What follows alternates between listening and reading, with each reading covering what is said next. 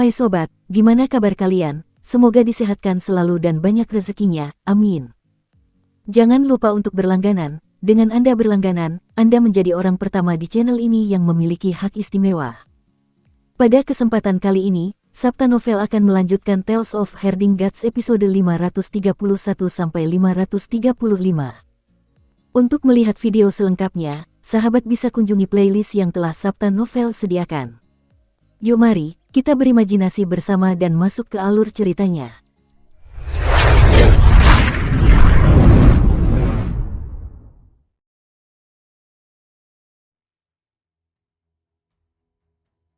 Hanya keterampilan pedang ini saja masih belum cukup bagiku untuk mengalahkan Kaisar Manusia Leluhur Pertama. Qin Mu menyimpan pedangnya dan menatap Kaisar Langit Tertinggi yang diselimuti kegelapan.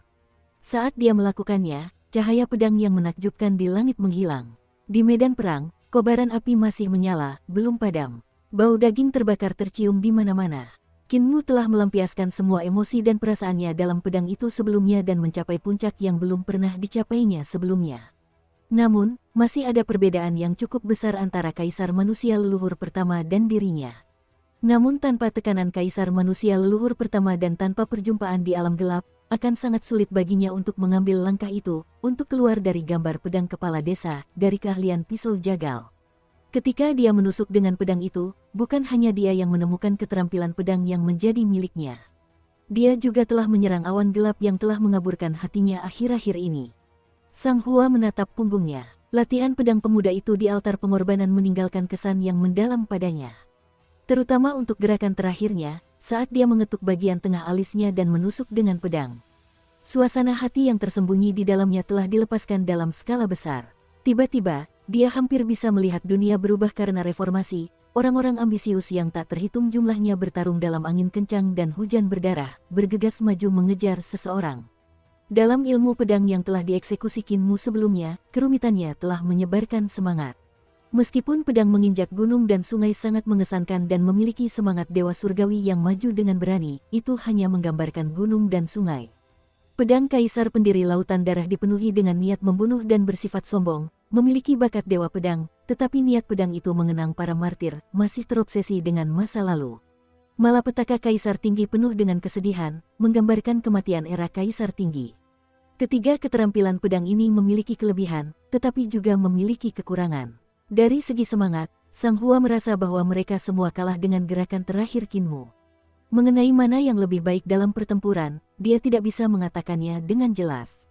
Keterampilan pedang yang luar biasa. Dia berdiri dan datang ke sisi Qin Mu. Keterampilan pedang apa itu? Pedang malapetaka. Qin Mu menoleh dan melihatnya berjalan mendekat. Dia lalu mengangkat kepalanya untuk melihat ke kejauhan. Tiba-tiba, angin kencang menerpa wajah mereka dan berubah menjadi seekor harimau yang sangat tampan. Harimau itu memiliki garis-garis kuning dan hitam, yang berputar-putar mengikuti gerakan bulunya dan tampak sangat mengagumkan. Bulu-bulu halus tumbuh di telinganya juga, yang dapat berputar ke segala arah. Keterampilan pedang yang luar biasa. Keterampilan pedang itu memang mengesankan. Dewa harimau berjalan menaiki tangga batu altar pengorbanan. Saat dia sudah setengah jalan, kakinya meninggalkan tanah dan dia berubah menjadi dewa berkepala harimau yang berjalan ke arah Qin Mu. Suaranya menggelegar saat dia berbicara. Mengapa disebut pedang bencana? Dewa harimau adalah tunggangan Saint Woodcutter yang dipanggil ke dunia ini bersama tuannya. Ia membawa Saint Woodcutter ke medan perang dan sangat berani. Hati Qin Mu sedikit tergerak. Dewa harimau hitam yang kembali dari garis depan berarti bahwa tuannya telah menaklukkan para dewa iblis di garis depan. Perubahan langit dan bumi berarti malapetaka besar. Langit dan bumi dapat berubah bukan hanya karena bencana alam, invasi iblis surgawi, atau orang-orang yang mati karena api dan banjir. Perubahan langit dan bumi juga merupakan perubahan dalam pemikiran orang-orang dan reformasi seni ilahi, mengubah keterampilan menjadi dao besar. Dewa harimau menoleh padanya dan mencibir sambil berjalan mendekat. Mengubah hati manusia, seni ilahi, hukum, jalan, sungguh nada yang angkuh. Hanya keterampilan pedangmu saja, dapatkah itu mengubah dunia ini, mengubah alam semesta ini, mengubah pemikiran setiap makhluk hidup? Keterampilan pedangmu tidak buruk, tetapi hatimu terlalu ambisius. Tatapan mata Qin Mu menjadi bersemangat, dan nadanya dipenuhi dengan kegembiraan. Jika hati manusia berubah, mereka tidak akan takut lagi kepada dewa, dan ketika manusia tidak takut kepada dewa, para dewa tidak akan memiliki kekuatan. Ketika ini terjadi, seni ilahi akan bebas diubah. Dengan demikian, hukum akan berubah, dan begitu pula jalannya. Begitu pula, langit dan bumi akan berubah juga. Sang Hua menatap pemuda di sampingnya yang penuh semangat. Bahkan saat menghadapi Dewa Harimau Hitam dengan aura yang luar biasa, dia sama sekali tidak takut. Qin Mu mengangkat tangannya dan menunjuk ke medan perang yang menyedihkan di kegelapan. Suaranya sedikit serak, tetapi juga mencekam di malam hari. Lihat, inilah malapetaka yang telah ditimpakan para dewa dan setan kepada kita, agar orang-orang tetap menghormati para dewa dan setan, agar mereka takut dan hormat dan menyembah mereka. Pedang malapetaka milikku akan membuka malapetaka yang mengubah hati manusia, malapetaka yang mengubah seni dan jalan ilahi. Dari sana, aku akan mengubah dunia. Dia menjadi semakin bersemangat. Meskipun Sang Hua tidak mengerti apa yang dia katakan, dia bisa merasakan gairah yang membara di dalam hatinya. Pemuda itu tampaknya memiliki pesona menular yang dapat membuat orang mendengarkannya, tidak mampu menahan diri untuk tidak terpengaruh oleh emosinya. Dewa Harimau Hitam itu datang ke dasar altar pengorbanan dalam beberapa langkah. Tubuhnya jauh melampaui Qin Mu dan yang lainnya dan memberikan tekanan yang sangat kuat pada mereka. Dewa Harimau ini menatap Qin Mu sebelum tersenyum sambil mengembangkan kumisnya. Aku tahu kau luar biasa. Aku tidak mengerti semua yang kau katakan, tetapi menurutku itu adalah kata-kata yang kuat. Apa nama jurusmu ini? Qin Mu mengangkat kepalanya untuk menatapnya dan berkata dengan sungguh-sungguh, keterampilan pedang ini disebut pembukaan bencana. Dewa Harimau Hitam sedikit tercengang. Membuka malapetaka untuk perubahan hati manusia, untuk perubahan seni ilahi, untuk perubahan jalan. Nama yang hebat. Sang Hua juga memahami sebagiannya. Pemuda di sampingnya yang datang dari dunia lain akan mengirimkan malapetaka kepada para dewa dan setan yang membuat hidup mereka sengsara. Jadi keterampilan itu disebut pembukaan malapetaka. Ia menempuh jalur reformasi, memperbaiki cara-cara masa lalu dan mengubah kehidupan para dewa dan setan. Berapa banyak jurus yang dimiliki pedang malapetaka milikmu? Tanya Dewa Harimau Hitam. Qin Mu tersipu dan bergumam, sejauh ini baru satu gerakan. Aku merasa sudah menghabiskan semua pengetahuanku hanya untuk membuat gerakan ini. Itu seharusnya tepat. Kau tidak mungkin mengumpulkan banyak harta di usiamu. Kumis Dewa Harimau Hitam menempel di wajahnya. Di usiamu, bisa menemukan keterampilan pedang sudah cukup luar biasa. Aku diperintah oleh tuanku untuk menjemputmu. Dia akan berkelahi dengan seseorang dan membutuhkanmu, ikuti aku. Qin Mu sedikit terkejut, tetapi dia tidak bisa menahan kegembiraannya. Penebang kayu suci ingin bertemu denganku. Dewa Harimau Hitam kembali ke wujud aslinya dan berkata, apa kau tidak mendengar dengan jelas? Dia sedang berkelahi dengan seseorang ketika tiba-tiba teringat padamu, jadi dia ingin kau pergi ke sana. Naiklah ke punggungku, masih ada bahaya di jalan dengan para iblis berkeliaran, jadi kau tidak bisa mencapai tempat itu sendirian. Penebang kayu suci sedang berkelahi dengan seseorang, kalau dia memang berkelahi, kenapa dia membutuhkan aku di sana? Qin Mu bingung, tetapi dia tetap melompat ke punggungnya.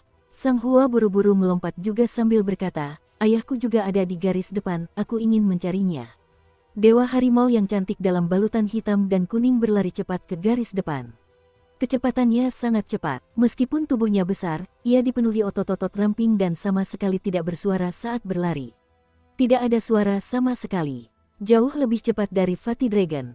Qin Mu mengepalkan tangannya erat-erat dan tiba-tiba merasakan jantungnya sakit. Meskipun naga kilin jauh lebih cepat dari sebelumnya, langkahnya masih berat dan bahkan dapat menghancurkan batu gunung saat ia berlari dengan kecepatan penuh. Sang Hua menatap malam yang gelap gulita, sedikit khawatir. Mereka telah meninggalkan medan perang dan melompati garis depan. Mereka menuju kota Li tempat para iblis berkemah.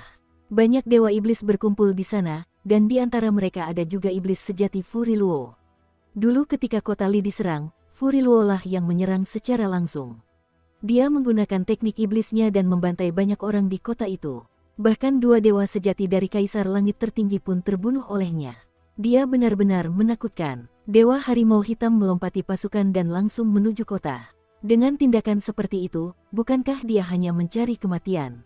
Bagaimana para praktisi seni ilahi Kaisar Tertinggi Surga menentukan apakah seseorang memiliki bakat sebagai dewa sejati? Qin Mu teringat sesuatu dan bertanya kepada seorang gadis di sampingnya. Bagaimana kalian berkultivasi? Sang Hua menahan rasa gelisah di hatinya dan berkata, pertama, kita lihat bakatnya. Tubuh roh yang memiliki bakat seperti raja tidak akan memiliki bakat yang buruk. Jika mereka mendapatkan guru yang terkenal, tubuh jasmani mereka dapat mencapai tingkat dewa muda sejati. Selain itu, surga kaisar tertinggi kita juga memiliki ujian yang disebut pagoda penekan dewa. Mereka yang mampu keluar dari pagoda akan diakui sebagai mereka yang memiliki bakat seperti dewa sejati. Kinmu mengerjapkan matanya. Pagoda penindasan dewa, apa itu? Sebelum Sang Hua sempat menjawab, suara dewa harimau hitam terdengar oleh mereka. Pagoda penindasan dewa adalah harta karun dari era kaisar pendiri dan digunakan untuk menguji pencapaian tubuh jasmani. Jika seseorang dapat lulus, itu tidak berarti bahwa mereka memiliki bakat sebagai dewa sejati, hanya saja tubuh jasmani mereka hampir tidak mencapai tingkat dewa sejati muda. Di antara mereka yang telah melewati pagoda penindasan dewa di surga kaisar tertinggi, paling banyak setengahnya memiliki bakat sebagai dewa sejati. Menjadi dewa sejati sangatlah sulit, jadi di mana logikanya seseorang menjadi dewa sejati hanya dengan mengolah teknik dewa sejati dengan tekun. Sang Hua juga tidak bisa menahan rasa ingin tahunya. Senior, kalau begitu, apa yang dianggap sebagai bakat seorang dewa sejati? Kecakapan sejati tidak hanya terletak pada tubuh jasmani, tetapi juga pada roh primordial yang terbagi dalam roh dan jiwa. Apakah embrio rohmu telah mencapai bakat dewa sejati? Apakah jiwamu telah mencapai bakat dewa sejati? Selain roh primordial, masih ada kerangka berpikir. Namun, bahkan jika mencapai alam dewa, itu masih belum cukup untuk menjadi dewa sejati, karena selain hal-hal itu, masih ada seni dan jalan ilahi, jelas dewa harimau hitam. Para praktisi seni dewa yang kalian lihat memiliki bakat sebagai dewa sejati masih jauh dari kata seperti itu. Misalnya, anak muda, siapa namamu? Namaku Kinmu. Dia kemudian buru-buru menambahkan, Master Sekte Surgawi saat ini. Guru Sekte Surgawi, belum pernah kudengar sebelumnya. Ekspresi Kinmu menjadi gelap. Sejak Sekte Iblis Surgawi didirikan, semua orang telah melihat Saint Woodcutter dan Patriark serta guru-guru suci. Mereka tidak pernah menyangka tunggangannya tidak pernah mendengar tentang mereka. Harimau hitam itu kemudian melanjutkan ucapannya. Misalnya Kinmu, kemampuannya tidak lemah, tetapi di matamu, tubuhnya yang jasmani belum mencapai bakat seorang dewa sejati. Namun dengan kemampuannya yang kuat, dia mampu melawan mereka yang disebut praktisi seni dewa dengan bakat seorang dewa sejati. Itu karena aku adalah tubuh penguasa. Kinmu berkata dengan gembira. Tubuh penguasa, belum pernah kudengar sebelumnya. Dewa harimau hitam berlari cepat menembus malam sambil berbicara. Keterampilan pedangmu hampir mendekati ranah jalan, jadi pemahamanmu tentang jalan, keterampilan, dan seni ilahi hampir setara dengan bakat dewa sejati. Namun, kerangka berpikirmu sedikit lebih lemah, dan tidak cukup kuat. Sedangkan untuk roh primordial, ia sangat kuat dan dapat dianggap kelas 1 di antara para praktisi seni dewa generasi sekarang. Itulah sebabnya ia memiliki kekuatan untuk melawan para ahli muda dengan bakat dewa sejati. Kita berada di kota Li. Di depan mereka, api membumbung tinggi ke langit. Sebuah kota megah diselimuti cahaya. Di atasnya, berdiri para dewa iblis dan iblis yang tak terhitung jumlahnya. Sang Hua melihat pemandangan ini dengan ketakutan. Namun, para dewa iblis dan iblis tidak menghentikan dewa harimau hitam, membiarkan mereka masuk ke kota tanpa sepatah kata pun. Sang Hua sangat gugup. Dewa harimau hitam telah membawa mereka ke sarang musuh, jadi mungkinkah dia membelot? Namun, dia adalah dewa. Tidak perlu berbohong kepada kita. Jika dia ingin membunuh kita, dia bisa saja menjatuhkan kita atau memakan kita. Walau logika berkata demikian, dia tetap merasa gelisah dalam hatinya. Bagaimanapun, mereka ada di kubu musuh. Ras iblis telah ada di surga kaisar tertinggi selama sekitar 20.000 tahun, dan dalam ingatannya, mereka semua jahat dan sangat jahat. Jika ada yang mendarat di tangan mereka, akan sangat beruntung bagi mereka untuk menemukan kematian. Dan sekarang, mereka ada di perkemahan mereka. Dia melihat sekeliling dan melihat banyak sekali iblis yang menatap mereka. Iblis-iblis surgawi itu membuatnya merinding. Mereka tampak seperti binatang buas yang lapar bersembunyi dalam kegelapan, siap menerkam dan mencabik-cabik mereka.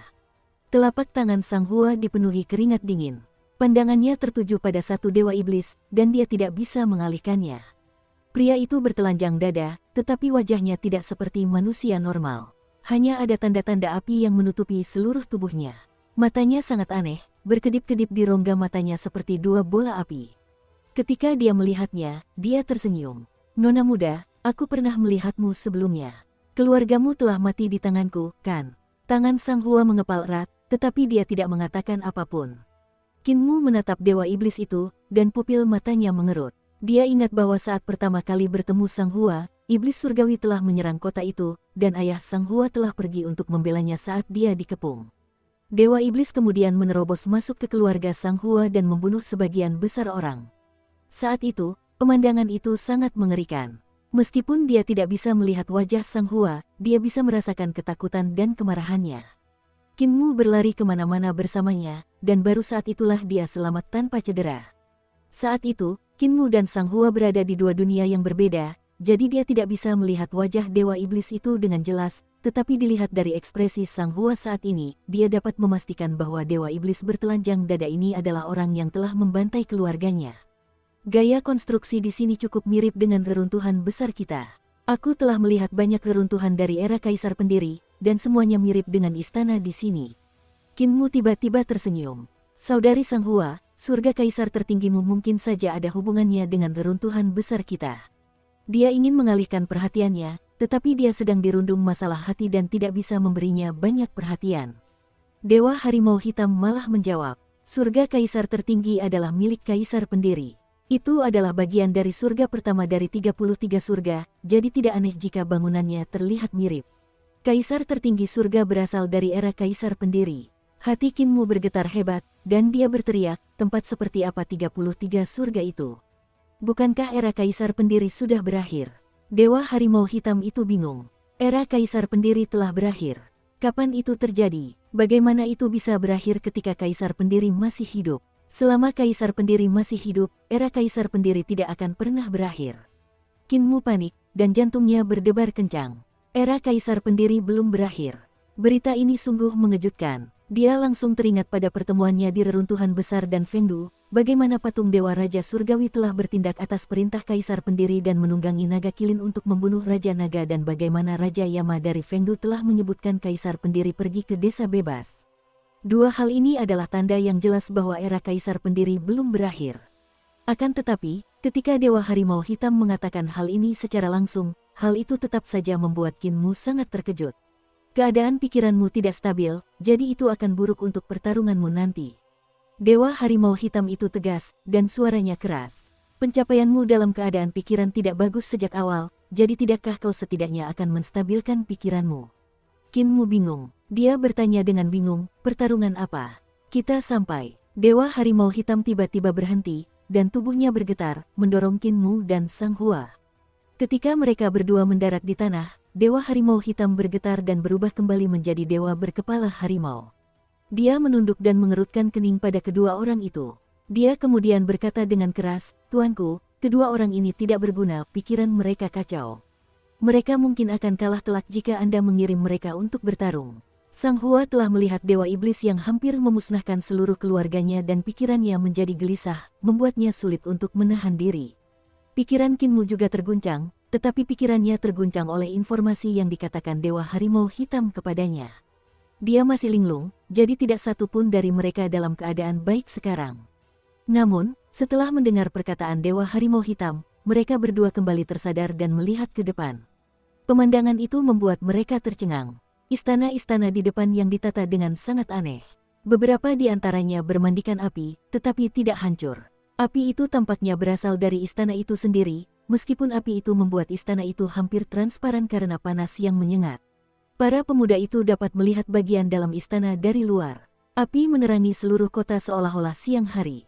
Di langit di atas istana, para dewa dan iblis saling berhadapan, dan Qin Mu segera melihat Saint Woodcutter. Dia juga melihat banyak dewa berdiri di belakangnya. Di antara mereka adalah ayah Sang Hua. Di seberang mereka ada dewa iblis yang tidak tampak seperti iblis, tetapi agak halus dan anggun. Satu-satunya masalah adalah dia tidak punya telinga. Di tempat telinga kirinya, ada wajah, dan itu sama dengan tempat di mana telinga kanannya seharusnya berada. Qin Mu tidak dapat melihat punggungnya jadi dia tidak tahu apakah ada wajah di belakang kepalanya juga. Tiba-tiba, sebuah pilar hitam menjulang setinggi beberapa meter. Pilar itu seperti pagoda hitam yang menusuk halaman yang luas secara diagonal. Kapak yang sangat besar juga dikirim ke alun-alun. Kapak itu hampir setebal pilar hitam. Baru sekarang Qin Mu menyadari bahwa itu bukanlah pilar hitam atau pagoda hitam, tetapi tombak besar. Itu bersilangan dengan kapak Saint Woodcutter dan berdiri tegak di alun-alun. Kedua senjata roh itu terlalu besar, dan retakan terbentuk di tanah akibat tekanan. Masuklah ke alun-alun. Dewa Harimau Hitam itu bergegas menghampiri mereka. Begitu orang-orang di depan mati, giliran kalian. Kinmu dan Sang Hua melangkah maju ke perbatasan alun-alun. Ada beberapa praktisi seni dewa di dalam, semuanya berlumuran darah. Mereka semua mengatur napas sambil berdiri dengan baju besi, mereka seharusnya datang dari medan perang. Di sisi lain, ada juga praktisi muda seni dewa lainnya, tetapi mereka adalah iblis. Mereka seharusnya juga datang dari medan perang, karena beberapa dari mereka terluka. Mereka semua tampak garang dan berani. Tuanku, mereka ada di sini. Dewa Harimau Hitam membungkuk kepada Santo penebang kayu di langit di atas. Mengapa pikiran mereka tidak damai? Dewa Harimau Hitam segera menjawab. Pengembangan kerangka berpikirnya terlalu lemah.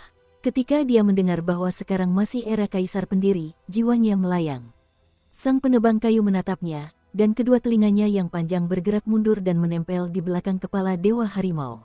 Ia menjadi patuh dan tidak berani berbicara. Saint Woodcutter menatap Kinmu yang sedang membalik-balik tasnya sebelum mengeluarkan sepotong besi hitam. Dia kemudian menusuk api yang berasal dari istana. Pikirannya tidak tenang dan emosinya meledak-ledak. Aku bertanya-tanya apakah dia berguna. Mungkinkah penilaianku salah? Dia jelas tidak begitu ingin tahu dan bersemangat di medan perang. Besi hitam di tangan Kinmu langsung terkena panas dan terasa panas saat disentuh. Kinmu melemparnya tanpa ragu. Api pada bongkahan besi hitam itu belum padam saat berubah menjadi tumpukan besi cair.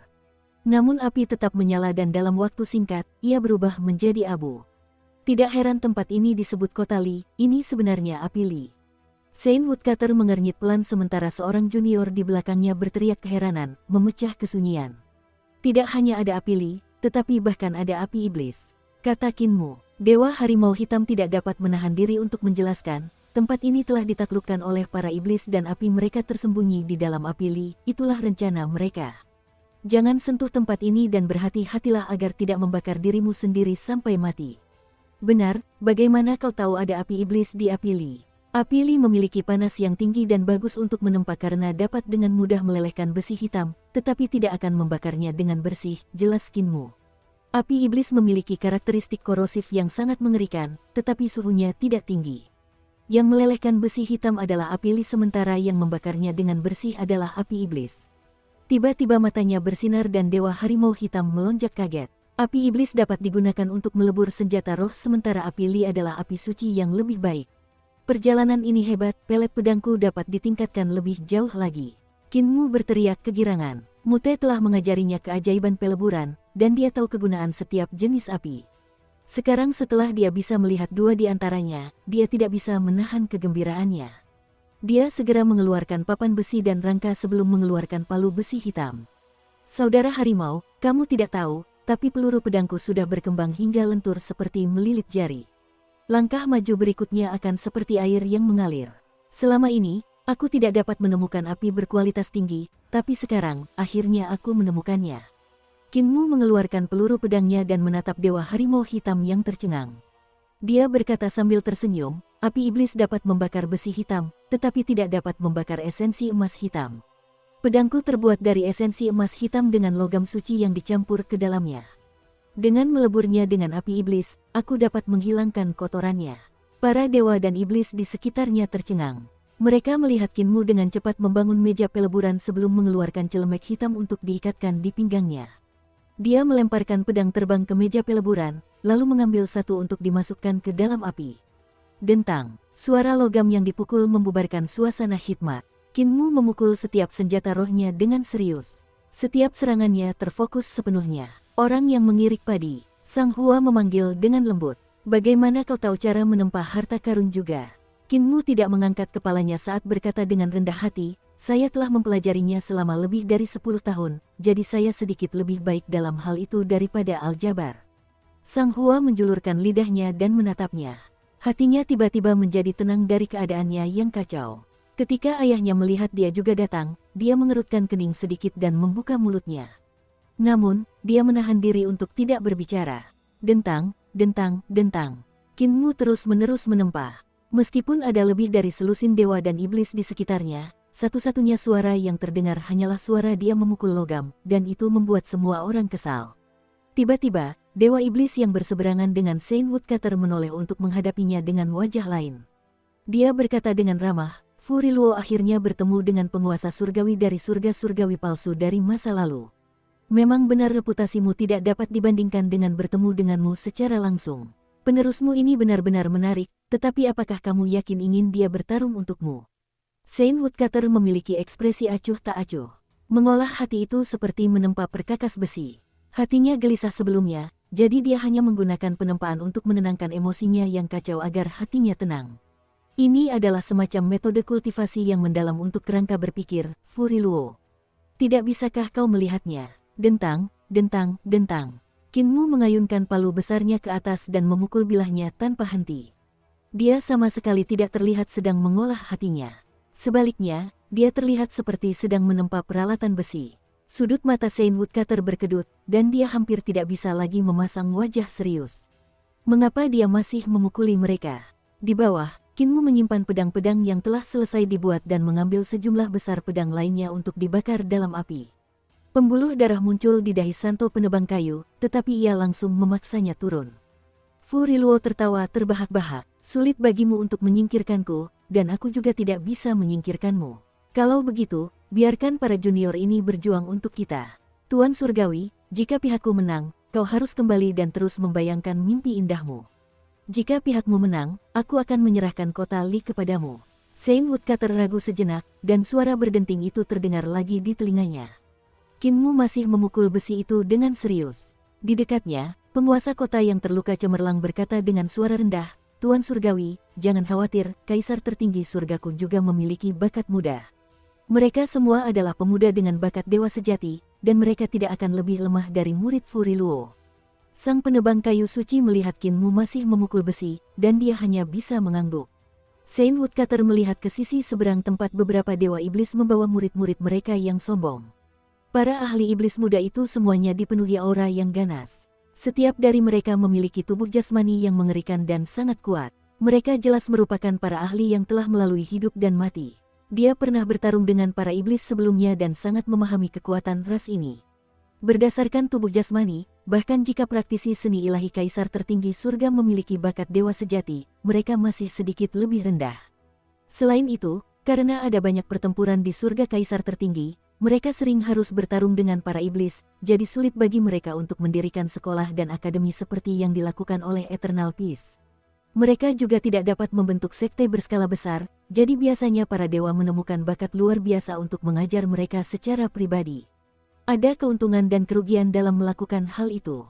Keuntungannya adalah bahwa dengan ajaran pribadi para dewa dan iblis, masing-masing dari mereka adalah elit dengan kemampuan yang sangat kuat. Tidak ada kekurangan dalam pewarisan jalur, keterampilan, dan seni ilahi di surga Kaisar tertinggi. Bahkan teknik tingkat dewa dapat diwariskan. Misalnya Sang Hua, dia diajari secara pribadi oleh ayahnya, Sang Ye. Kerugiannya adalah satu orang hanya bisa mempelajari apa yang diajarkan oleh gurunya dan itu saja. Mereka merasa sangat sulit untuk mempelajari seni pamungkas milik orang lain. Misalnya, Sang Hua mengolah teknik dan seni ilahi Sang Ye, jadi dia tidak pernah mempelajari seni ilahi yang tidak dimilikinya. Bahkan jika dia mempelajarinya, pihak lain tidak akan bisa mengajarinya dengan tekun seperti Sang Ye. Tanpa mempelajari teknik dan seni ilahi orang lain, seseorang hanya bisa terampil dalam bidang khusus, tetapi ini mengakibatkan jalur, keterampilan, dan seni ilahi Kaisar tertinggi surga tidak menunjukkan peningkatan apapun. Mereka jauh lebih rendah daripada milik perdamaian abadi. Qin Mu mampu melihat hal itu yang berarti Saint Woodcutter secara alami juga bisa melihatnya. Dia menatap pemuda yang masih menempa dan tidak dapat menahan diri untuk meragukan dirinya sendiri. Ketika aku melihatnya dalam bahaya di medan perang, aku mengeksekusi seni ilahi yang dapat dipahaminya, dan dia segera mempelajarinya, melarikan diri dengan sukses. Seharusnya, penerusku ini memiliki bakat yang tak tertandingi dan telah mengembangkan teknik yang telah kuwariskan hingga tingkat kesempurnaan, itulah sebabnya dia mampu memahami seni ilahiku dalam sekejap. Namun mengapa dia menjadi begitu tidak dapat diandalkan sekarang? Mungkinkah penilaianku benar-benar salah? Pada saat itu, seorang dewa berjalan mendekat dan membungkuk. Tuan Surgawi, para ahli alam 7 bintang dari surga Kaisar tertinggi ada di sini. Saint Woodcutter menatap mereka dan mengangguk pelan. Biarkan mereka masuk. Sang Hua melihat sekeliling, dan matanya tiba-tiba berbinar. Gadis yang mengirik padi itu bernama Yu He. Dia adalah praktisi seni dewa nomor 1 di alam 7 bintang. Qin Mu mengeluarkan pedang dari dinding api dan memeriksanya. Panasnya masih belum terasa, jadi dia memasukkannya kembali. Sang Hua sangat gembira. Ia berkata kepada Qinmu, Yu He adalah murid dewa sejati Pang Yu dan telah melewati ujian pagoda penindasan dewa. Ia telah membunuh 3 ahli iblis setingkat iblis sejati muda dan diakui sebagai nomor 1 di alam 7 bintang. Itu dia, gadis yang menyanggul rambutnya begitu tinggi hingga tampak seperti pagoda kecil. Ia sangat cantik. Dewa harimau hitam itu menatap gadis bernama Yu He yang berwajah dingin. Dia melepas anting-anting, gelang, dan merapikan pakaiannya. Jelas terlihat bahwa dia siap untuk pertarungan hidup dan mati. Dia memang tidak buruk, seorang ahli, puji dewa harimau hitam. Dia melepaskan aksesori tambahan dari tubuhnya agar gerakannya tidak terbatas. Dia bisa dikatakan telah ditempa dalam ratusan pertempuran. Orang yang mengirik padi, lihat, lihat. 10 praktisi seni dewa teratas dari alam 7 bintang semuanya ada di sini. Tunggu, itu tidak benar, ada 2 orang yang hilang. Mungkinkah mereka tewas dalam pertempuran? Qinmu fokus pada tempaannya dan mengguncangnya untuk berubah menjadi wujud asli Merkuri Sovereign. Dia menghirup uap air dingin untuk mendinginkan pedang. Dia kemudian meraih pedang terbang itu dan menuangkan ki vitalnya ke dalamnya. Sambil menggosok tangannya, dia mengubah pedang mengilap itu menjadi pelet. Dia lalu mengangguk puas. Sang Hua sangat gembira. Lihat, itu Su Yao. Gurunya adalah dewa sejati Yan Suo, tetapi sayangnya, dia tewas dalam pertarungan terakhir dengan Furi Luo, namun, Su Yao memang luar biasa kuat. Dia memiliki sikap seperti seorang guru dan tekniknya sangat hebat sementara seni ilahinya sangat dahsyat. Apa yang dia jalani adalah jalan tubuh jasmani menjadi jalan seorang suci. Dewa harimau hitam menatap Su Yao dan melihat bahwa pemuda ini memiliki sikap tenang yang tidak akan khawatir bahkan jika langit runtuh. Bahkan ketika berhadapan dengan begitu banyak dewa dan iblis, dia tidak mengalami perubahan ekspresi. Dia jauh lebih mantap daripada orang yang mengirik padi yang selalu memandang berkeliling dengan heran. Su Yao ini juga seorang ahli, puji dewa harimau hitam. Su Yao berjalan mendekat. Dia adalah pemuda yang sangat bersungguh-sungguh, dan sikapnya sangat tenang. Beberapa orang di sampingnya juga sangat luar biasa. Setiap orang dari mereka, tidak peduli apakah itu laki-laki atau perempuan, mereka semua memiliki aura pembunuh yang kuat di sekitar mereka. Mereka semua seharusnya baru saja datang dari medan perang. Sang Hua sangat gembira. Orang-orang yang bisa keluar dari pagoda penindasan dewa semuanya adalah ahli muda, dan masing-masing dari mereka adalah legenda. Itu Huang Yue di sana. Dia telah melalui banyak pertempuran besar dan dikenal karena pengabdiannya yang luar biasa. Dia juga murid dewa sejati Pang Yu dan merupakan yang tercepat melewati pagoda penindasan dewa. Hanya saja peringkatnya agak rendah, di peringkat 3. Qinmu menyimpan semua pedang terbang yang telah selesai disempurnakannya sambil memasukkan yang lainnya ke dalam Li-Fire untuk terus bekerja tanpa henti.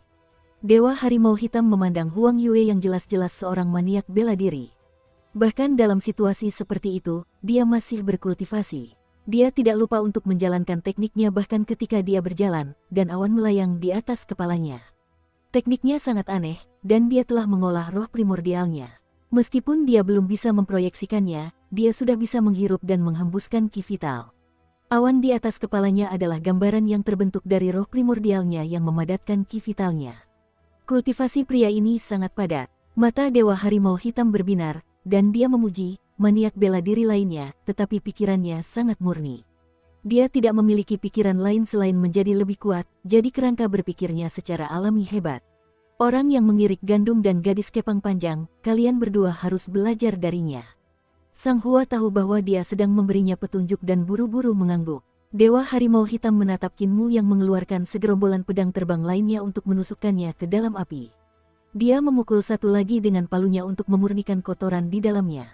Kulit dewa harimau hitam berubah menjadi hitam. Yu He menoleh dan tatapannya tertuju pada Qinmu yang sedang sibuk menempa pedangnya. Dia sedikit mengernyit dan bertanya kepada Sang Hua, adik perempuan Sang Hua, siapa orang ini? Sang Hua menatapnya dengan kagum dan menjawab sambil tersenyum, ini Qinmu, dia dari dunia lain. Qinnya adalah Qin dari perontokan biji-bijian. Kakak senior, kamu telah menjadi terkenal di dunia dalam pertempuran di Kota Si. Ekspresi Yu He berubah, namun, Kota Si tetap jatuh ke tangan musuh. Kemampuan para iblis memang sedikit lebih kuat dari kita. Namun, para praktisi seni ilahi dari Kaisar Langit Tertinggiku tidak lebih lemah dari para iblis yang hanya mengandalkan jumlah mereka. Su Yao berjalan mendekat dan tersenyum lembut kepada Sang Hua. Saudari Sang Hua, kamu belum memasuki pagoda penekan dewa, kan? Aku lihat kemampuanmu juga luar biasa dan telah meningkat pesat sejak terakhir kali kita bertemu. Kamu pasti bisa lulus ujian pagoda penekan dewa. Dada Sang Hua dipenuhi rasa bangga. Su Yao menatap Qin Mu dan sedikit mengernyit. Dia bertanya dengan suara rendah, ini, Qin Mu yang sedang mengirik gandum. Yu He merasa tidak berdaya. Dia berasal dari dunia lain dan emosinya agak aneh. Dia datang jauh-jauh ke sini untuk menempa. Sang Hua tersipu dan berkata dengan suara rendah, Qin Mu sangat kuat. Dia memiliki gerbang yang belum pernah kulihat sebelumnya. Kemanapun gerbang itu lewat, tidak akan ada yang hidup. Dia membunuh banyak ahli dari ras iblis. Dia juga memiliki mata giok bulan yang membunuh Fu Yuxiao dalam satu tembakan. Prestasinya dalam aljabar sangat tinggi, tetapi keahlian medisnya bahkan lebih tinggi. Penempaannya juga lebih baik daripada aljabarnya. Murid Furiluo, Fu Yuxiao dibunuh olehnya. Semua orang tercengang dan mereka semua menatap Qin Mu hanya untuk melihatnya masih menempa. Yu He berkata dengan ekspresi tenang, harta karun kakak senior Qin ini sungguh luar biasa. Yang lain mengangguk. Fu Yuxiao terkenal di kalangan generasi muda sebagai ahli alam makhluk surgawi. Qin Mu bisa membunuh Fu Yuxiao, itu pasti karena kekuatan mata giok bulan itu. Itu bukan sepenuhnya karena harta karun itu, karena itu hanya terjadi karena orang yang mengirik biji-bijian itu memiliki pencapaian yang sangat tinggi dalam aljabar. Dia berkata bahwa dia mengandalkan aljabar untuk menghitung langkah Fu Yuxiao selanjutnya agar dapat menembaknya.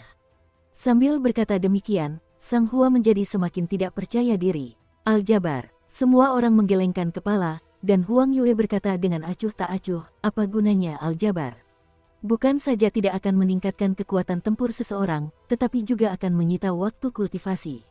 Dewa Harimau Hitam itu terbatuk dan berkata dengan sungguh-sungguh, semuanya, pergilah dan tenangkan pikiran kalian terlebih dahulu. Akan ada pertempuran sengit nanti. Tuanku telah bertarung dengan Furiluo beberapa kali tadi, tetapi hasilnya sulit ditentukan, jadi muncullah ide baru.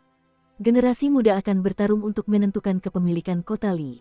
Kita harus menggunakan kemampuan semua orang jika kita ingin merebut kembali kota Li. Dukung terus channel YouTube Sabta Novel. Su Yao menatap Qin Mu yang masih menempa dan berkata sambil mengerutkan kening, bagaimana kita bisa menenangkan pikiran kita dengan kakak senior yang menempa di sini? Yang lainnya semua mengangguk. Dewa Harimau Hitam menatap mereka tanpa daya. Maafkan dia, kondisi pikirannya tidak seperti kalian, jadi dia perlu mengandalkan penempaan untuk menstabilkannya. Tiba-tiba, tatapan Huang Yue jatuh dengan intens di sisi lain, dan suaranya menjadi sedikit serak. Ze Huali, murid Furiluo yang paling dibanggakan. Aku pernah bertemu dengannya di medan perang, dan dalam kegelapan, aku hampir mati di tangannya. Untungnya, bala bantuan datang tepat waktu. Su Yao juga menatap ahli iblis muda itu. Pisau di punggungnya bergetar, mengeluarkan suara pisau. Ahli muda itu kemudian berkata dengan suara rendah, aku juga pernah bertukar pukulan dengannya dan kalah. Mungkin hanya kakak senior Yu He yang bisa mengalahkannya. Tatapan Yu He tertuju pada Ze Huali dan dia menggelengkan kepalanya. Aku baru saja bertemu dengannya di medan perang. Meskipun kami terpisah oleh formasi pertempuran setelah 2 gerakan, itu sudah cukup bagiku untuk menentukan kemampuannya. Aku tidak 100% yakin bisa mengalahkannya, kalian harus berhati-hati saat melawannya. Dewa Harimau Hitam menatap ahli muda dari ras iblis dan sedikit tertegun. Di depannya ada seorang pemuda yang berbudaya dan berbudaya. Berdasarkan penampilannya, orang tidak dapat melihat bahwa dia adalah iblis sama sekali. Itu tidak benar, dia bukan iblis, tapi manusia. Hati Dewa Harimau Hitam sedikit bergetar, dan dia langsung menyadari latar belakang Ze Huali. Dia berkata dengan suara rendah, dia bukan hanya murid Furiluo, tapi seseorang dari batas atas. Yu He, Su Yao, dan Huang Yue semuanya tercengang. Mereka ingin menanyakan lebih lanjut, tetapi Dewa Harimau Hitam melompat ke langit. Dia berkata kepada Saint Woodcutter, Tuanku, ada yang salah dengan asal-usul Ze Huali itu. Dia bukan iblis, jadi dia seharusnya datang dari batas atas. Saint Woodcutter mengangguk dan melihat ke sisi lain.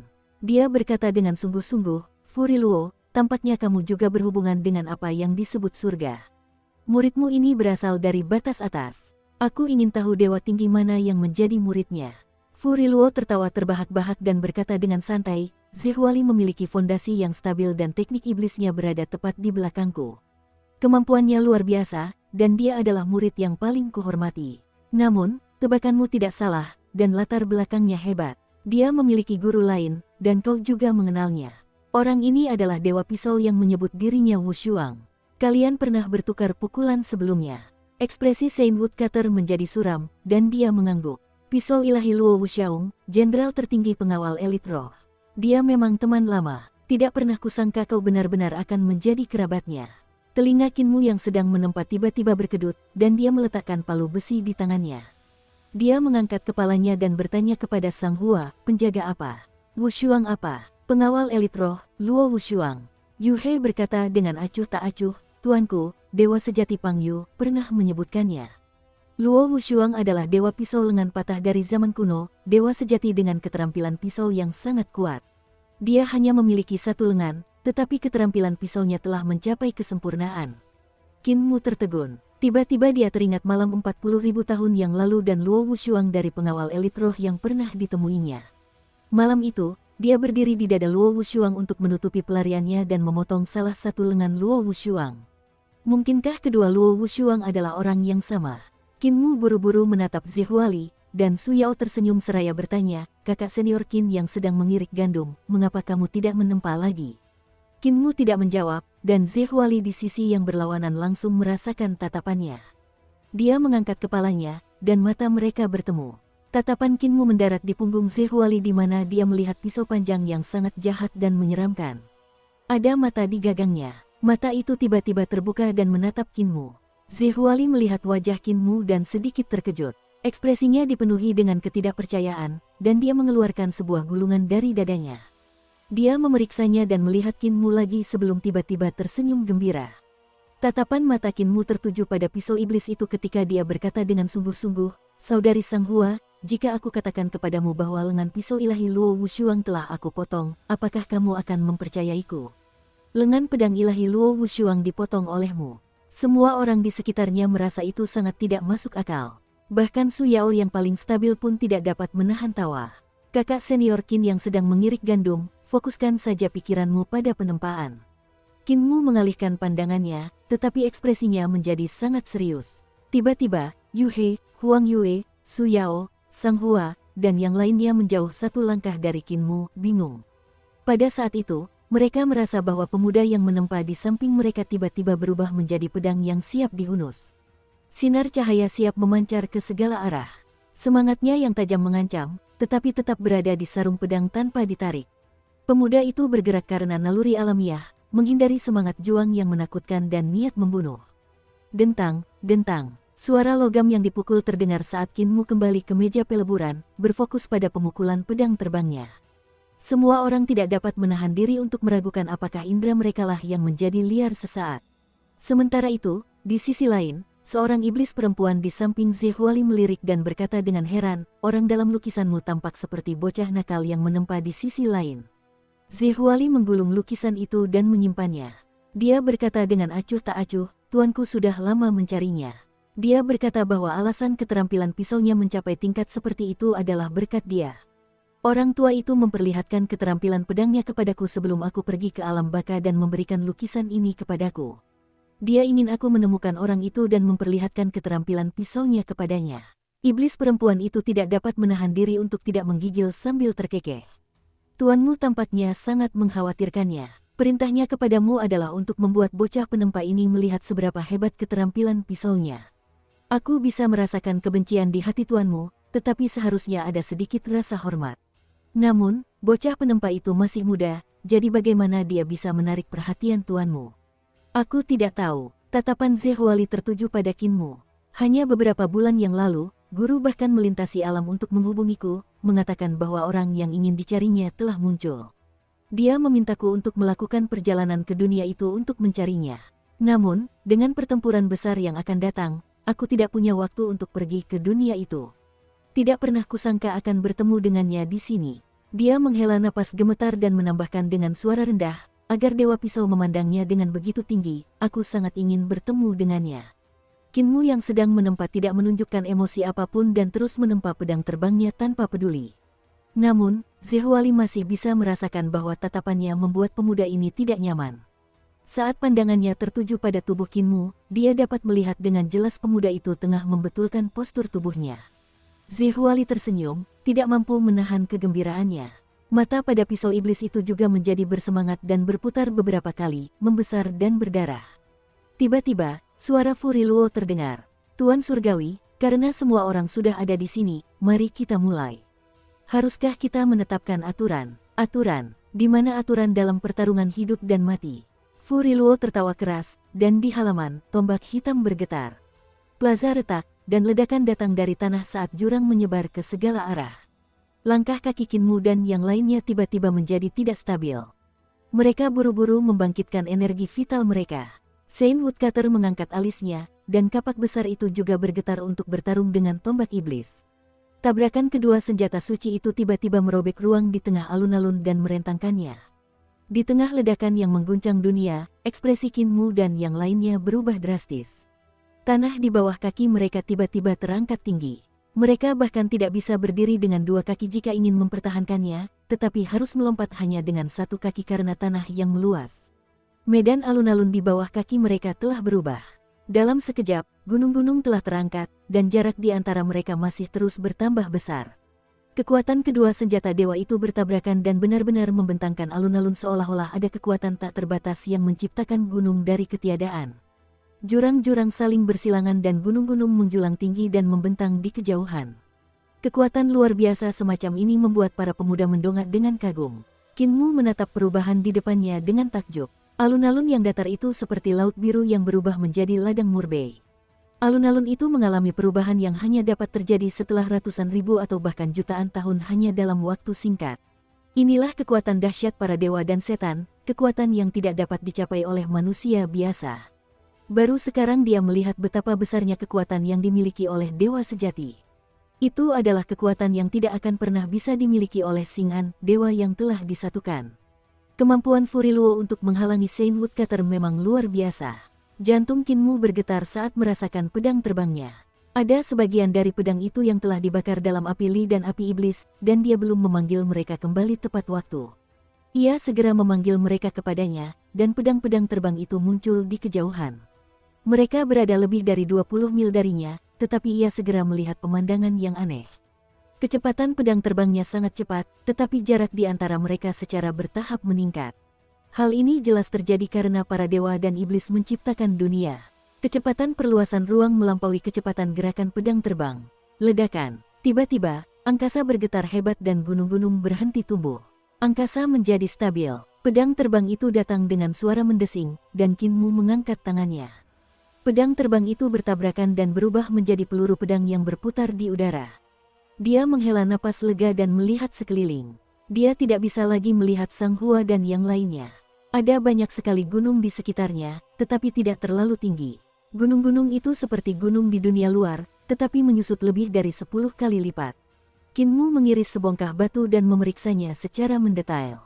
Kemudian dia menghancurkannya menjadi bubuk. Beberapa saat kemudian, batu itu berubah menjadi tanda-tanda rune halus yang memancarkan cahaya terakhirnya sebelum menghilang tertiup angin dan lenyap sepenuhnya. Mereka memang tidak nyata. Kinmu menegakkan punggungnya dan melihat sekeliling. Pegunungan yang membentang naik turun di kejauhan seharusnya telah terwujud oleh Furiluo dan Saint Woodcutter menggunakan rune. Kemampuan mereka tampaknya belum mencapai tingkat di mana mereka dapat menciptakan materi nyata. Tiba-tiba, suara Furiluo menggelegar seolah-olah itu adalah guntur dari luar angkasa. Dalam pertempuran hidup dan mati, tidak ada aturan. Meja pasir ini akan menjadi medan pertempuran mereka, dan masing-masing pihak akan memiliki total 10 orang. Pihak yang menang akan menjadi pemenangnya. Bagaimana ini bisa disebut saran? Hati Kinmu sedikit tergerak. Meja pasir. Dia mengangkat kepalanya untuk melihat ke arah sumber suara dan melihat wajah Furiluo dan Saint Woodcutter yang sangat besar di balik langit. Mereka tampak seperti planet di luar angkasa. Ini berarti bahwa meskipun alun-alun itu terlihat berkali-kali lebih besar, namun dari luar seharusnya tetap sama saja. Kinmu tercengang. Hal semacam ini benar-benar di luar imajinasinya. Saat datang, dia sudah menghitung luas alun-alun itu. Kota itu memiliki istana di setiap sisinya. Istana-istana itu kemungkinan besar terletak di sisi kiri Yin dan sisi kanan Yang. Kinmu telah berjalan sepanjang jalan utama, lalu menaiki tangga untuk memasuki alun-alun. Lebarnya bahkan tidak sampai 100 meter dan panjangnya 150 meter.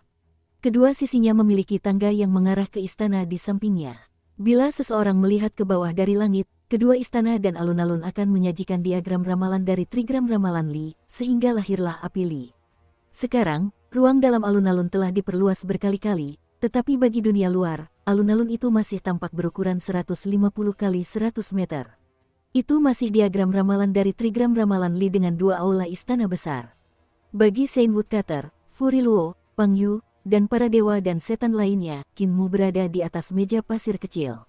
Semua gerakannya dapat terlihat jelas seperti tanda di telapak tangan. Qin Mu menyipitkan matanya. Sekarang dia punya dua jalan untuk ditempuh. Satu jalan adalah mundur ke sisi aula istana besar dan terus menggunakan api Li untuk menyempurnakan pedangnya. Jalan lainnya adalah menuju ke pusat dunia meja pasir. Tempat itu adalah tempat di mana Saint Woodcutter dan tombak Furi Luo berada. Daripada mencari-cari, akan lebih baik untuk pergi ke suatu tempat di mana semua orang tahu orang lain juga akan menuju. Selama mereka pintar, mereka akan menyadari bahwa orang pertama yang mencapai tempat kapak dan tombak bersilangan akan memiliki keunggulan.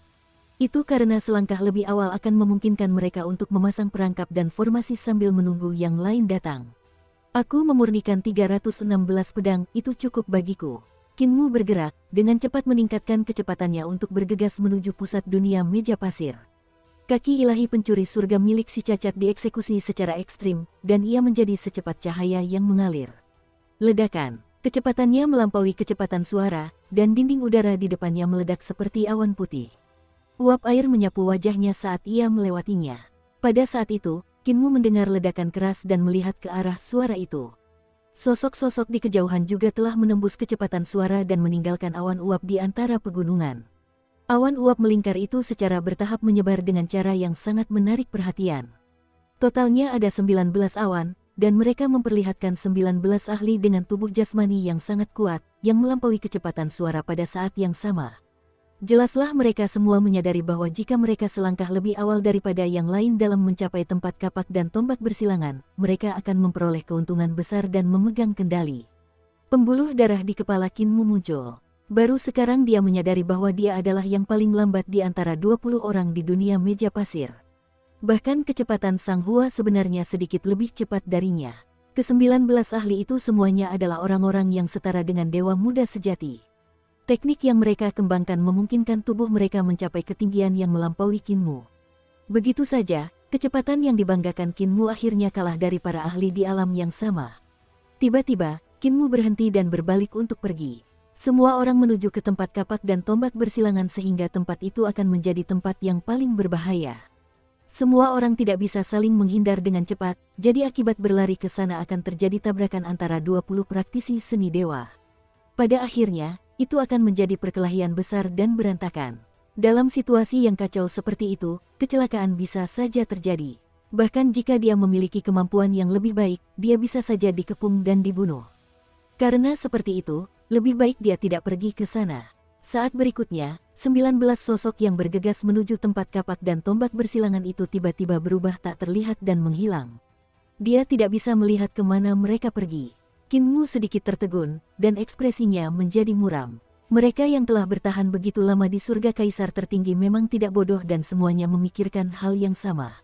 Menarik, akhirnya aku menemukan lawan yang sepadan. Kalau begitu, aku tidak akan mencari kalian, tetapi akan menunggu kalian menemukanku. Tubuhnya tiba-tiba melesat menembus udara dan melesat langsung ke perbatasan dunia meja pasir. Di sana ada tembok api yang tingginya puluhan mil dan aula istana yang terbakar membentuk tembok antara api Li dan api iblis. Setelah beberapa saat, suara besi yang dipukul terdengar dari dunia meja pasir. Suaranya dapat didengar hingga 10 mil jauhnya. Dalam sekejap, Qin Mu melihat orang pertama datang. Itu adalah seorang gadis yang memikat dengan postur anggun. 10 praktisi seni ilahi kaisar tertinggi surga semuanya kuat, tetapi kau adalah mata rantai yang lemah. Gadis yang memikat itu menatap punggung Qin Mu dan terkikik. Aku tidak memiliki kepercayaan diri untuk berurusan dengan orang lain, jadi aku hanya bisa datang untuk mengambil pujian pertama. Kakak, Qin Mu menoleh dan tersenyum lebar. Kau mungkin terantuk batu keras. Pinggang wanita yang memikat itu lembut seperti ranting pohon willow yang tertiup angin. Dia bergoyang ke kiri dan ke kanan saat berjalan menuju Qin Mu dan terkekeh. Seberapa tangguh dirimu? Aku baru saja melihatnya bahwa kecepatanmu adalah yang paling lambat. Meskipun tidak jauh lebih lambat, itu menunjukkan bahwa pencapaian tubuh jasmanimu sedikit lebih rendah. Tetapi bahkan sedikit perbedaan adalah perbedaan kemampuan yang sangat besar. Kakinya berhenti tepat di depan pedang terbang yang tersembunyi dalam lingkaran di sekelilingnya. Pedang terbang yang ditaruh Kinmu di bawah tanah adalah bentuk pertama dari gambar pedang menginjak gunung dan sungai. Gadis itu hanya perlu melangkah maju, dan pedang menginjak gunung dan sungai akan aktif, mencabik-cabiknya. Dia akan menjadi air terjun berdarah dalam gambar gunung dan sungai. Akan tetapi, karena kakinya berhenti tepat sebelum jebakan, dia seharusnya menyadari bahwa ada sesuatu yang salah. Sudut mata Kinmu berkedut, dan dia memuji. Betapa pintarnya. Adik yang baik, siapa namamu? Namaku Tapo Xiangyun, dan aku murid dari iblis sejati Qian Tapo. Wanita itu bingung dengan tindakannya. Ketika orang-orang dari Kaisar Langit Tertinggi bertemu dengan para iblis, mereka selalu berteriak kepada kami dengan marah dan tidak pernah tersenyum. Bagaimana mungkin kau menjadi salah satu dari mereka, memanggilku saudari yang baik saat kau bertemu denganku? Jika semua orang dari Kaisar Langit Tertinggi sepertimu, aku tidak perlu membunuh begitu banyak praktisi seni dewa. Aku benar-benar penasaran, apa latar belakangmu? Kinmu membuka mulutnya untuk menjawab, tetapi Tapo Xiangyun menghentakkan kakinya saat itu juga. Tanah bergetar, dan pedang terbang langsung menghantam permukaan. Wajah Kinmu sedikit berubah, dan dia mengangkat tangannya untuk meraihnya. Semua pedang terbang berkumpul di telapak tangannya dan berubah menjadi peluru pedang yang akan mendarat di tangannya. Saat dia mengambil pedangnya, Tapo Xiangyun melesat maju dengan kecepatan yang tidak lebih lambat dari kecepatan pedang terbangnya. Sebelum peluru pedang Kinmu terbentuk, kaki laba-laba muncul di belakang punggung wanita itu dan menusuk ke depan, menghancurkan peluru pedang itu. Wanita itu sangat cerdas, dan kaki laba-labanya menyerang bagaikan badai, menghancurkan peluru pedang sehingga tidak memberi kesempatan sedikit pun bagi Kinmu. Kau benar-benar yang terlemah, dan akulah yang akan mengklaim darah pertama.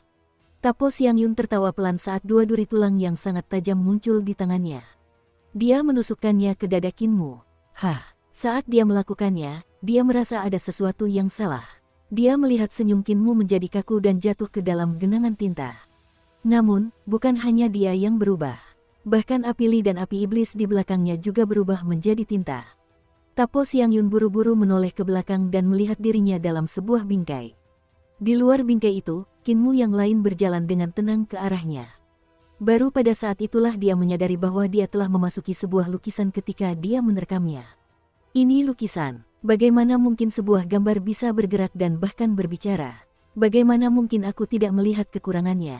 Tapo Xiangyun tercengang. Ia melompat, ingin melompat keluar dari lukisan itu, tetapi ia tetap terperangkap di dalamnya. Semuanya kosong kecuali tinta di tanah yang belum kering. Wanita itu mendesis, dan 8 cakar di belakang punggungnya menusuk dengan kejam ke arah luar. Ci. Kaki laba-laba itu menembus lukisan itu, dan Tapo Xiangyun sangat gembira. Ia ingin merobek lukisan itu dan melompat keluar. Namun pada saat ini, Kinmu menghembuskan udara ke mulutnya, dan lukisan itu pun berkibar menjauh, mendarat di dinding api yang ada di arah itu. Di tengah kobaran api li dan api iblis yang pekat, jeritan memilukan terdengar saat lukisan itu terbakar menjadi abu. Mereka membentuk sosok wanita laba-laba yang masih berjuang. Seiring berjalannya waktu, dia pun ambruk di dalam kobaran api dan tidak ada lagi gerakan. Saudari Xiangyun, aku sangat ingin bertarung secara adil denganmu, tetapi ada terlalu banyak ahli dan aku harus menyimpan staminaku untuk lawan yang lebih kuat, kata Kinmu dengan nada meminta maaf. Kau memang sangat kuat, tetapi kau masih bukan lawanku. Tiba-tiba, tanah di bawah kaki Kinmu terangkat dan melemparkannya tinggi. Jejak kaki raksasa muncul di tanah yang bergerak, dan saat Kinmu ditendang ke atas, paku-paku batu yang sangat tajam melesat keluar dari tanah ke arahnya. Saat dia berada di udara, peluru pedangnya terbang dan pedang terbang yang tak terhitung jumlahnya berputar untuk mencabik semua paku batu. Saat dia hendak menemukan posisi musuh, tanah meledak sekali lagi, dan tangan besar yang terbentuk dari magma mencengkeramnya. Kinmu meninju ke bawah. Dengan ledakan keras, gunung berapi besar muncul dan meletus. Kekuatan pukulan itu langsung meningkat drastis. Pukulan dan tangan besar itu bertabrakan, dan batu-batu magma itu langsung hancur berkeping-keping. Mereka terbang ke arah yang acak dan terus-menerus jatuh untuk berkumpul bersama sekali lagi membentuk telapak tangan. Ia tertutup pada awalnya ketika api iblis membakar tempat-tempat di antara bebatuan. Raksasa magma dari gerombolan iblis surgawi. Ketika Kinmu berdiri, lengannya hampir patah. Dia melihat ke bawah dan melihat tanah bergetar hebat. Gerombolan iblis surgawi berubah menjadi bentuk magma dan keluar dari bumi. Ketika orang ini mendarat di tanah, dia meraung keras, dan tubuh Kinmu yang berada di udara terkena gelombang suara yang telah terwujud. Mereka mendorongnya ke dinding api yang lemah. Raksasa magma itu mencibir, berpikir untuk pergi, tetapi kecurigaan muncul di hatinya dan dia menoleh ke belakang. Di depan, Kinmu mengambang di dinding api. Namun, dia sekarang telah menjadi mutan berkepala banteng dengan ekor tebal. Saudara yang baik hati, bisakah kamu menyelesaikan perkataanmu itu sebelum pergi? Kinmu melangkah keluar dari dinding api. Api iblis dan api li mengalir keluar dari dinding bersamanya dan berubah menjadi dua naga api yang diinjaknya. Ekspresi Kinmu dingin, bukan orang lemah, tapi orang lemah. Mars Sovereign dari bintang elemen api. Raksasa magma itu menatapnya dengan ragu. Mars Sovereign dapat mengendalikan api, tetapi hanya api dewa. Bagaimana kau bisa mengendalikan api iblis? Apakah manusia benar-benar memiliki teknik yang rumit seperti itu? Itu tidak benar, kau menggunakan teknik jalur iblis. Kau juga iblis. Dia semakin bingung dengan setiap wahyu yang dia terima. Kinmu telah berubah menjadi mutan dengan kepala banteng dan tubuh manusia. Wujud Mars Sovereign jelas memiliki tubuh dewa, tetapi api iblis mengalir keluar darinya saat dia mengendalikan api iblis. Selain itu, ada bunga tanda api di tubuh Kinmu yang tampak seperti api yang menyala-nyala, dan salah satu dari dua naga api di bawah kakinya adalah naga iblis. Hanya iblis yang bisa mengendalikan seni ilahi yang rumit seperti itu. Di balik langit, Santo penebang kayu dan Dewa Harimau Hitam melihat pemandangan ini, dan mata yang terakhir dipenuhi dengan kecurigaan. Dia bertanya dengan suara rendah, "Tuanku, apakah Anda merasakannya?" Saint Woodcutter mengangguk pelan. "Aku bisa merasakannya. Penampilan lahir dari hati sedangkan iblis lahir dari hati. Penampilan iblis lahir dari wajahnya." Dewa Harimau Hitam itu bingung. "Tetapi aku jelas merasakan ada sesuatu yang aneh di dalam tubuhnya, dia tampak seperti iblis, bukan manusia murni." "Tuanku, kau berbohong lagi, kan?" Saint Woodcutter mengernyitkan dahinya dan berteriak padanya, "Kapan aku pernah berbohong?" Dewa Harimau Hitam membuka mulutnya untuk berbicara, lalu menutupnya ketika melihat para dewa kaisar langit tertinggi di belakangnya. "Aku harus menyelamatkan mukaku untuk pembohong tua ini." Tatapan Saint Woodcutter berkedip, berulang kali kembali ke tubuh Kinmu. Pikirannya tidak diketahui. Dia mengalihkan pandangannya dan menoleh ke Furiluo di sisi lain. Dewa Iblis juga memperhatikan Kinmu, tampak cukup tertarik. Setengah iblis. Kekuatan sihirnya sungguh dahsyat, setara dengan murid sumo, Si Kuansong. Dia menggunakan kekuatan sihirnya untuk melengkapi kekurangannya dalam hal kekuatan dan tubuh jasmani. Furiluo tersenyum dan berkata, "Tuan Surgawi, penerusmu adalah pemuda yang menarik, setengah iblis." Saint Woodcutter tercengang, tetapi dia berkata dengan acuh tak acuh, "Iblis apa? Dia adalah manusia yang hanya mengembangkan teknik jalur iblis. Siapa yang lebih mengenal mereka daripada aku?" Furiluo tertawa lembut dan tidak berbicara lagi. Raksasa magma itu menarik napas panjang dan tubuhnya mengembang sedikit demi sedikit saat ia bergegas menuju Kinmu. "Kau masih lemah. Tubuh jasmanimu belum mencapai tingkat dewa muda sejati. Bahkan jika kau telah mengolah bentuk-bentuk penguasa bintang, kau masih akan runtuh dalam satu pukulan." Ki vital Kinmu hampir menjadi ganas saat dua naga di bawah kakinya berlari cepat ke depan. Bintang-bintang berkumpul di belakangnya sambil bersinar terang. Mereka membentuk galaksi di mana setiap bintang terhubung dengan yang lain dengan jejak cahaya perak. Jika tatapan seseorang cukup jelas, mereka akan melihat bahwa ada dewa-dewa yang berdiri tegak di setiap bintang. Cahaya bintang yang menghubungkan mereka adalah sinar yang dipancarkan oleh mereka. Mereka menjalin dan membentuk medan gaya yang aneh. Itulah seni ilahiyah yang diciptakan Li Tianxing setelah memahami teknik kesatuan dari kitab suci iblis surgawi pendidikan agung, kekuatan telapak bintang surgawi yang menyeluruh. Dalam hal seni dewa, Kinmu belum pernah melihat yang lebih rumit di antara mereka yang belum menjadi dewa. Raksasa magma itu mencibir, dan tinjunya yang besar menghantam Kinmu. Dengan suara ledakan keras, bebatuan gunung runtuh dan Kinmu jatuh. Memutar tubuhnya, dia bergegas sekali lagi. Raksasa magma itu meraung dengan ganas, dan api iblis di tubuhnya menyala dengan ganas. Tiba-tiba dia melangkah maju untuk menyerang Kinmu, dan mereka bertabrakan sekali lagi. Naga kembar di bawah kaki Kinmu hancur berkeping-keping oleh kekuatan tolak, dan dia jatuh ke belakang. Batu-batu berterbangan ke segala arah dari tubuh raksasa magma itu, tetapi sesaat kemudian, jejak api iblis menariknya kembali. Api iblis yang mengalir melalui anggota tubuhnya itu seperti darahnya, tetapi juga seperti urat-uratnya. Itu sangat aneh. Namun, pada saat ini, sebutir peluru pedang terbang dan menyatu ke dalam tubuh magmanya bersama bebatuan. Wih, 8.000 pedang meledak, mengiris bebatuan dan api iblis. Dalam sepersekian detik, pedang itu mengalir ke seluruh tubuh raksasa magma seperti air sungai dan memutuskan semua persendiannya. Raksasa magma itu tertegun sejenak sebelum jatuh ke tanah. Kinmu juga jatuh terduduk, tetapi dia langsung membalikkan tubuhnya. Darah mengucur dari sudut bibirnya, tetapi dia tetap berlari dengan panik dan menari-nari di langit dengan 8.000 pedang. Saat dia berlari, dia juga mengetuk-ngetuk dengan marah dengan jari-jari pedangnya. Di tanah, batu-batu yang tak terhitung jumlahnya dan api iblis berjatuhan membentuk dua kaki batu yang tebal. Batu-batu itu bercampur dengan api iblis dan mengalir ke atas dan terus terkumpul. Pinggangnya terbentuk dengan cepat, dan tubuh raksasa magma itu akan segera direkonstruksi. Kekuatan hidupnya sangat aneh. Dia adalah salah satu dari sedikit ras yang dapat merekonstruksi tubuh mereka. Pedang menginjak gunung dan sungai. 8.000 pedang langsung membentuk gunung dan sungai cahaya. Saat raksasa magma itu merekonstruksi dirinya hingga ke leher, ia ditelan oleh gunung dan sungai dan berakhir sebagai batu-batu pecah yang tak terhitung jumlahnya. Kinmu berlari cepat dengan marah. Dengan tangan kirinya sebagai yin dan tangan kanannya sebagai yang, dia menyilangkan keduanya saat dia menekan gambar pedang yang dibentuk oleh pedang menginjak gunung dan sungai. Tangan berputar surgawi yin yang, tangan bertumpang tindih.